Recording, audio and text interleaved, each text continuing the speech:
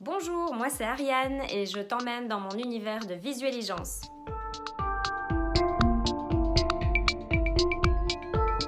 Aujourd'hui, je vais te parler de créativité.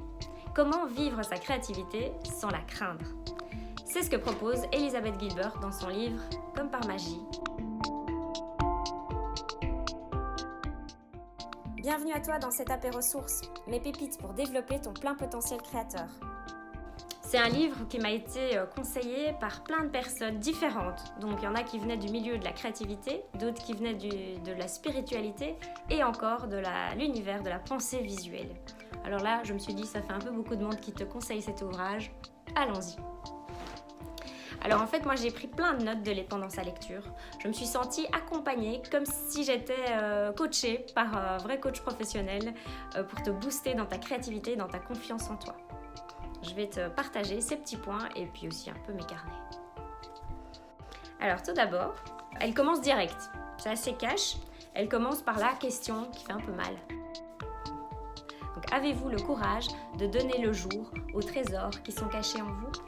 Donc là, elle commence assez fort. Et puis après, elle va commencer à parler des peurs. Elle a aussi plein de petites punchlines que j'ai envie de partager, que j'ai vraiment immortalisées dans mes carnets. La peur est un cimetière où nos rêves vont mourir et se dessécher sous un soleil de plomb. Alors elle fait aussi la différence entre être courageux et être intrépide. Elle dit celui qui est courageux, c'est celui qui accomplit quelque chose qui fait peur. Par contre, être intrépide, c'est ne même pas avoir peur. C'est ne même pas comprendre le sens du mot peur. Donc elle, ce qu'elle vous propose, ce n'est pas de vivre sans peur, de ne pas être intrépide, mais d'être courageux et donc de dépasser vos peurs, d'abord de les identifier, de les reconnaître et puis en fait de vivre avec elles. Ce qu'elle propose, il y a une super chouette anecdote qu'elle partage pour accepter de vivre avec ses peurs. Elle donne l'image d'une voiture et alors elle dit vous êtes au volant de cette voiture et plutôt que de chasser, vous allez faire un beau petit voyage. Plutôt que de chasser la peur de la voiture, du véhicule, vous lui dites ok, tu peux monter, mais tu montes à l'arrière. Et puis d'ailleurs, on va faire un petit pacte, toi et moi. Jamais tu vas décider la destination, jamais tu vas choisir la vitesse à laquelle on va rouler. Donc en gros, tu ne prends pas du tout les décisions. Donc ce qu'elle nous conseille ici, c'est de ne pas chasser notre peur, parce que sinon, on sait qu'elle revient au galop. Mais par contre, c'est de l'accueillir, et quand on l'accueille, de lui dire voilà, tu es là, j'ai entendu que tu avais peur, j'ai entendu ce que tu crains, mais c'est pas toi qui va diriger la barque dans la créativité, dans tout projet créatif. Donc ça, c'est vraiment assez percutant. Sinon, elle dit aussi que votre peur est absolument nécessaire pour vous protéger dans des dangers réels. Donc elle ne nie pas du tout sa nécessité. Elle dit par contre que c'est superflu dans le domaine de la créativité.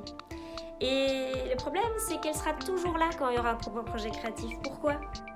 Parce que celle-ci vous demande de pénétrer dans le domaine des résultats incertains. Et donc, la peur, on sait très bien qu'elle déteste les incertitudes. Et voilà, je t'ai partagé la première clé comme un petit résumé apéritif de ce livre pour te donner envie de le lire. Vraiment, n'hésite pas, c'est un livre qui est assez percutant. Je l'ai conseillé à plusieurs personnes qui chacune m'a dit que c'était vraiment incroyable comme livre.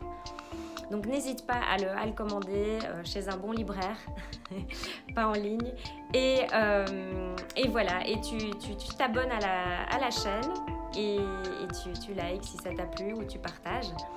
Et puis tu n'hésites pas à suivre aussi les liens en bas de la vidéo si tu as envie de suivre d'autres actualités. À bientôt!